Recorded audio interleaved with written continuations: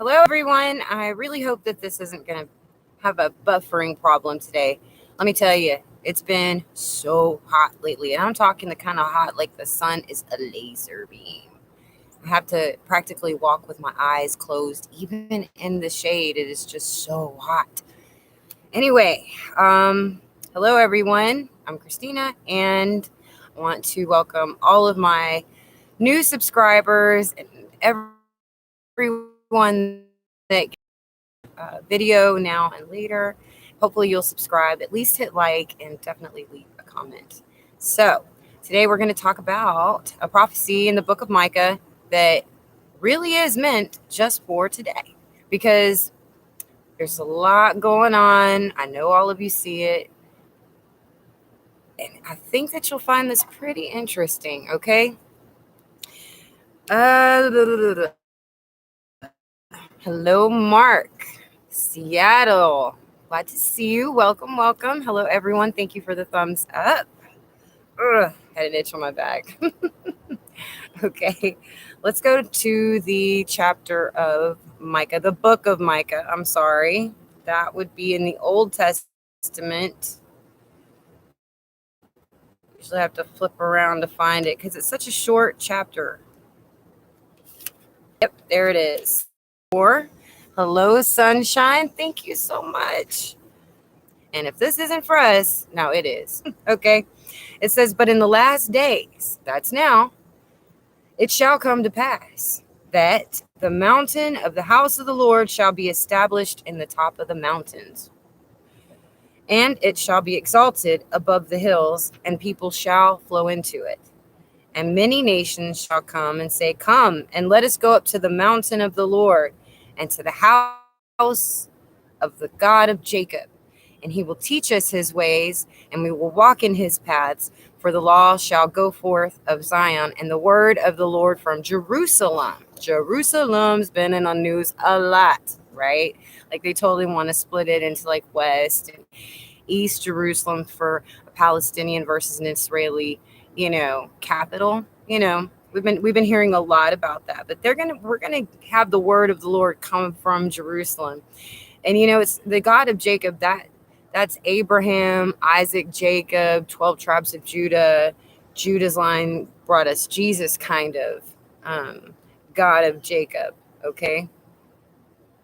And he shall judge among many people and rebuke strong nations afar off, and they shall beat their swords into plowshares and their spears into pruning hooks. Nation shall not lift up a sword against nation, neither shall they learn war anymore. It's saying this happens in the last days here in Jerusalem. This very, very strange prophecy so far, right?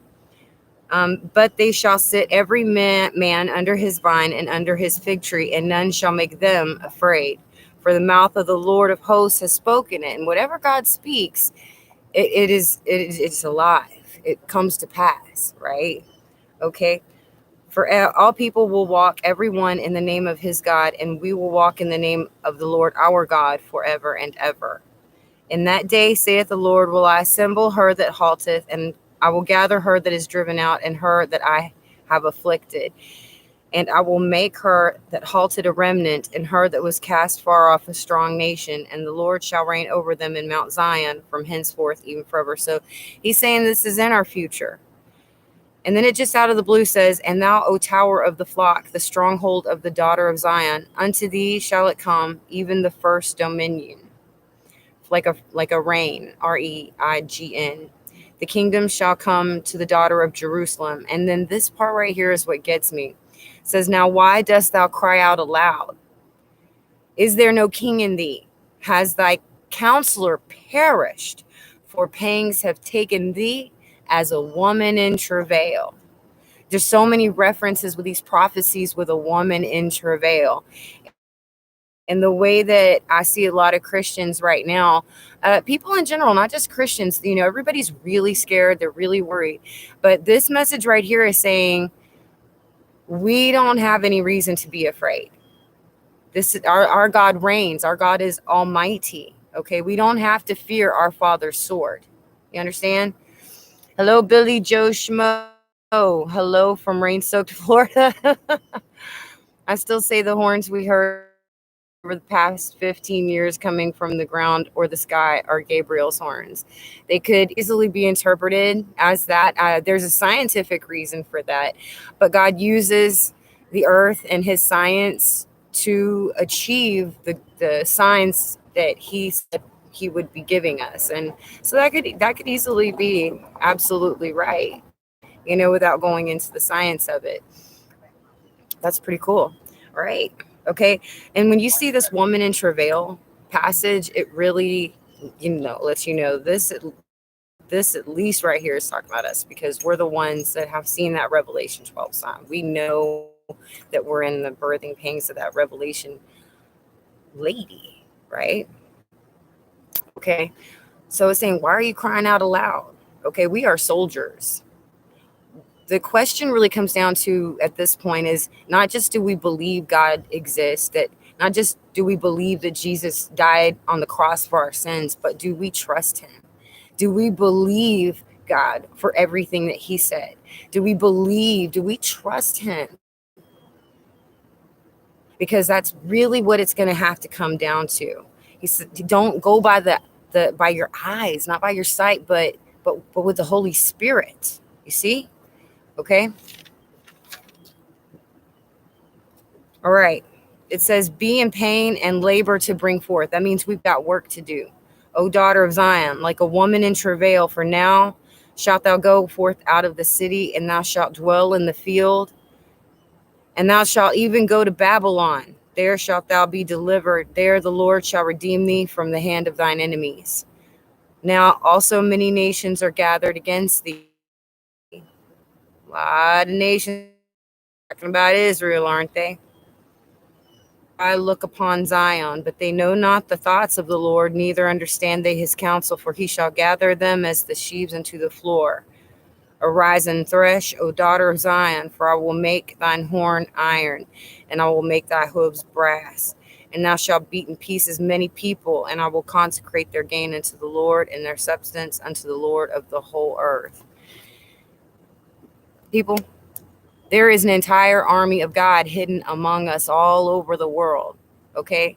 There are soldiers for God here. Remember when we were kids in church? I'm in the Lord's army. Yes, sir. Who's in the Lord's army? That means that we got to be strong in our faith. We got to walk with our head held high. And we got to believe and have real faith in what our Father is trying to achieve here, because even in the disasters, he said that would happen. And that's a fulfillment of more of his word. It shows that everything he said is true. And it is. You can see easily.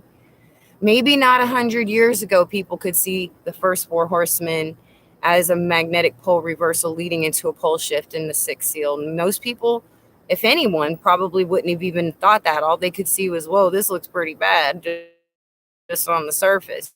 You didn't have to know everything to know that this is not looking good. Okay.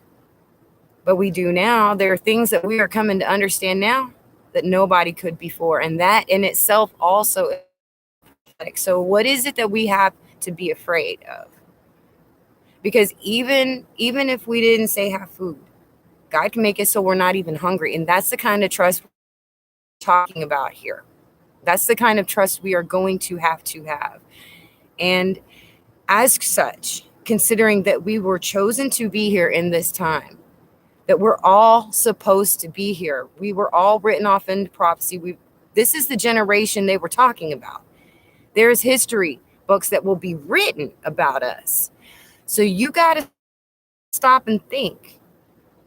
What is it that you've known about yourself since you were a little kid that you know that you were born to do? Because all of us have a purpose. All of us knew we were here for a reason. Some people to help others in some way, fashion, or form, to do something, a few things. But you have your purpose, and our purpose can be found in the Lord who gave it to us when he created us in the first place. And if he knows how many hairs are on our head and can number them, he knows when you lose one. He's watching you. Everything about what's happening now, he's watching very closely. He's not far away. He's right here already. All right. It's going to be okay. You're stronger than you think you are. You've got to believe. You've got to stop worrying. I mean, prepare as much as you can, but to a degree, there's only so much preparing we can do given the different circumstances that we're going to be going through. The only way we're going to make it is with God and with a little bit of bravery. And it doesn't mean that you're not scared or that you don't get scared, but you can't be brave if you're not scared. And that's what we need to be right now. Not scared, but brave. We've got to believe. This is what it means to believe on that cross and to believe on our Father's promises.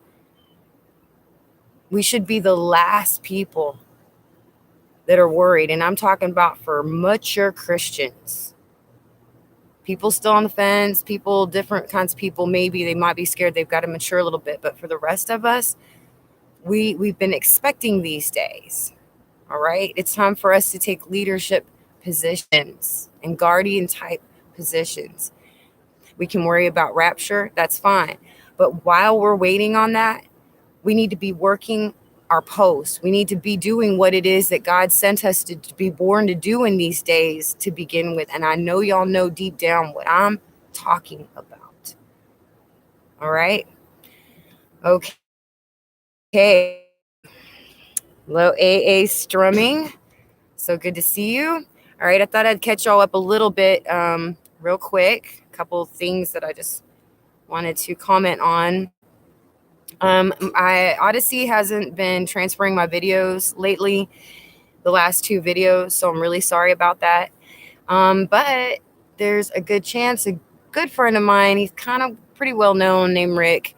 He's going to get his own channel going shortly, and I might be popping up with him on that, in the future one day. My trailer, it's coming along great. I flex sealed all the corners and found out that even if you're outside, those fumes can get to you. I fell down, but I'm fine.